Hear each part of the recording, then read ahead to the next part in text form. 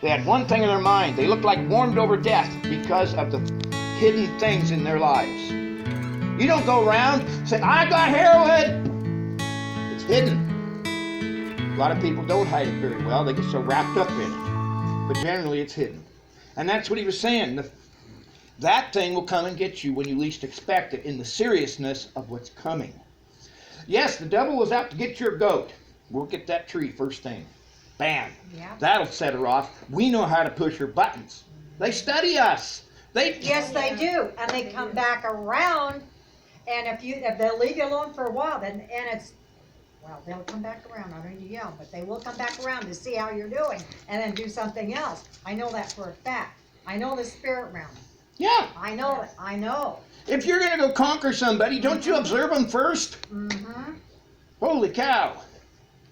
Out in the desert, I got into some unpleasant things because it's called riding for the brand. When you sign on with a ranch, you're dedicated to them. You will ride for them. Period, end of sentence. Well, all of a sudden, they had some enemies fighting them. I'm like, holy cow, God, what am I into here?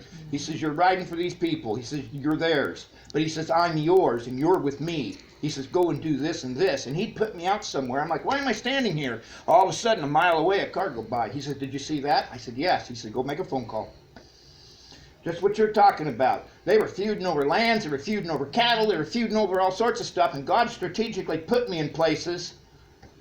Oh, and I just make a phone call. I said, I just saw such and such a car doing such and such a thing. Oh, thank you. And it was the will of the Lord. Range wars are still fought today. Holy cow, it's over wet water and power and food and everything. You think, and that's what I'm saying. And I got put in there and I chose to obey. I wasn't doing wrong things, but at the same time, God had me watching, and that's what I'm trying to say. If you're going to win a war, you study your enemy. You don't just walk up and do something. All of a sudden, I'm sitting out there, and it got even funnier. Where I lived, I could see all the way around me. And I thought, I know that pickup. 2 miles out, I can see it. I know that truck. I know where it's going. Sure enough. Hi, I just saw your friend. Oh, I'll be right down. That's what I'm saying. And we were successful in fighting these fights because we studied our enemy. We kept our eyes open. Now, if we do that, how much more do they? We can't even see them. We can sense them. Some people are real good at that. Me, I'm just a sledgehammer. I just walk through. I don't care. But she says, ah! And when he goes, ah! Yeah. But I'm trying to say, they study us, and they knew you'd be in bed, and they knew we're going to get her this day. We're going to set her right off. Mm-hmm. Okay, and I'm going to say it this way. That's a big to-do. But at the same time, it's a small to-do. I know. I realize that. Right. I'm not making small of it. I'm saying what's really coming, what things like that woman was warning about, that kind of depth is what we're about to walk into, where it's really stuff. See, what happened was this. The Lord had me last December to start praying for birthright, bloodline, and inheritance has been aborted and stolen. Yeah. He told me to do this, and the fight is on. Mm-hmm. And I won't go until I'll just leave. The fight is on. And the devil don't want to give up any of that stuff. We're winning. It's just going to take time. And he don't want to give up on any of that stuff. Oh, no. He's not going to give it back. He's going to fight. Well, anyway, that's what I'm saying. The devil study us. Yep. I mean, I know at any given time they're watching me. I'm not trying to be special, but, you know, if you're called to do something, they're watching you. They're watching everybody in this room. I mean, that wouldn't surprise me if you got armies of devils dispatched after you. Maybe you're not aware of them, but think about it. You're leading this parade. They're always looking around. Where's he at? What are they doing? What's he thinking? Oh, he's going here. Oh, he's thinking about up. And they try to trip you, but you walk on by. You don't think about it. That's why we have to learn to be wise as a serpent and harmless as a dove.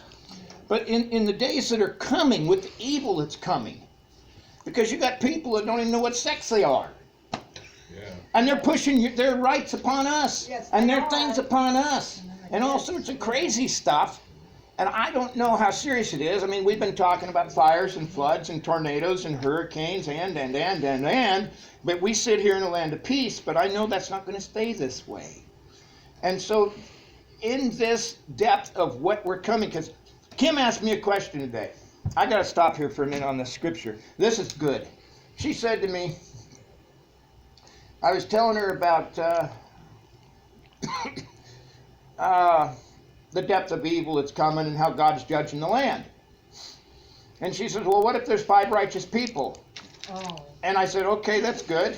Abraham questioned the Lord. Well, what if, and he got down. Oh, I'm going to say something straight up. We're not there. We're not there.